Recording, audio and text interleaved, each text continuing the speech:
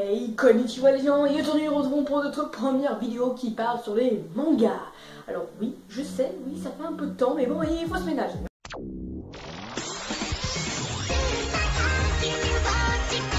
Alors tout de suite on va rentrer dans le sujet, déjà. Il y a une multitude de préjugés qui volent sur les mangas, c'est très chiant. D'ailleurs, comme sur les sites, on peut constater que les mangas ne parlent que de violence et que de sexe. Bien sûr, c'est totalement faux. Tu veux un manga sans violence, va regarder la magie de Sirène. Tu veux un manga sans sexe, bah va regarder Doremi ou je sais pas. Bah oui, c'est totalement con l'histoire. Et toi, si tu es un petit mec en train de découvrir les mangas, je te dis, ne fais pas confiance à ce genre de site. C'est de la merde, mais bien profond. Bah oui, d'ailleurs, je peux te conseiller, il y a toutes sortes de mangas, mais il y a bien sûr... D'ailleurs, il y a des personnes qui pensent qu'il n'existe que deux types de mangas, les shoujo et les shonen. Et à eux, je leur dis, je t'emmerde. Car oui, il n'y a pas que ça comme manga, il y en a plein d'autres. J'ai oublié leur nom. Par exemple, je peux t'en citer la plupart. Il y en a, genre, l'histoire est super importante avec des bons personnages qui durent longtemps, genre One Piece ou Fairy Tail.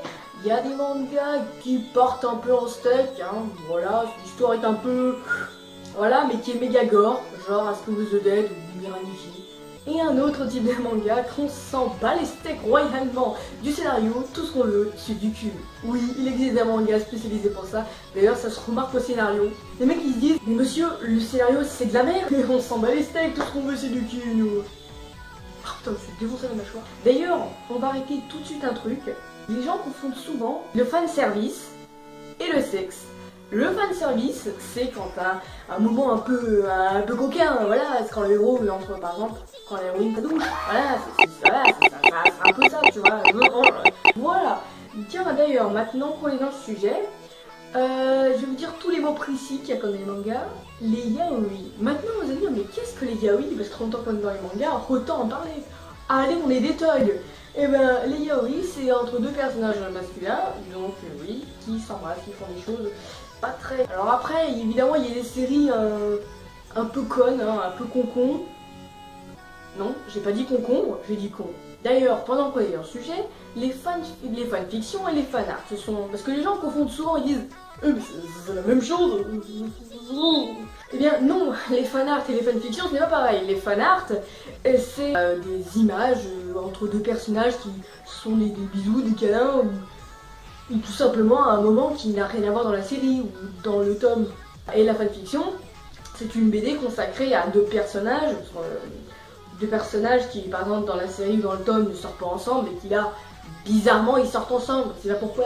D'ailleurs, truc con, est-ce que je suis la seule à trouver que les héros sont un peu cons parfois? Parce qu'on est d'accord, les noms d'attaque, c'est bien le truc débile par excellence, on est d'accord. Non, en vrai, quand il y a un mec qui va t'agresser, tu vas pas attendre 100 ans pour qu'il fasse son nom d'attaque, c'est débile.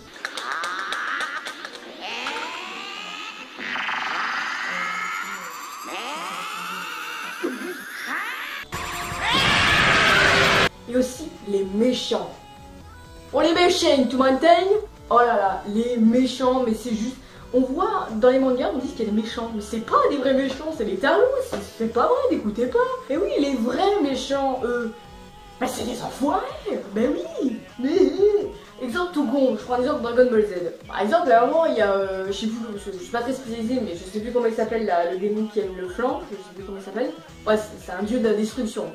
Et donc là, il fait une putain d'attaque mortelle qui arrive sur la Terre, dans un film. Et du coup, Sengoku, lui, bah il l'arrête. Il se casse le cul à arrêter la boule. Et le mec, il attend de faire la bronzette. Moi, si j'aurais été méchant, j'aurais continué. Je m'en bats les couilles. T'as des personnages, je te jure, des fois dans les séries, on se demande ce qu'ils foutent là. Exemple tout con, dans les séries, t'auras toujours une gonzesse qui va servir à rien et qui sera la copine du héros. Que ce soit Fairy Tail, Bleach, SQZ, t'en as partout. Des trucs comme ça. Un autre style, c'est quand le héros devient méchant. Oui, il devient un connard. Tiens, d'ailleurs, les méchants de manga devraient prendre exemple sur Kira. T'as vu comme il... non, mais moi j'y vais, hein. D'ailleurs, petite anecdote, il y a une fille, j'étais sur Facebook, je me balade sur Facebook, et une fille qui m'envoie les mangas, c'est pourri. Puis elle me demande une invitation sur Facebook. Alors, je sais pas si de vraiment insulter ma passion, c'est comme insulter mes parents, tu vois. Je vais pas accepter. Ta mère, elle est tellement grosse que quand elle est obligée de prendre un putain de sac plastique parce que les sous-vêtements, elle tient pas.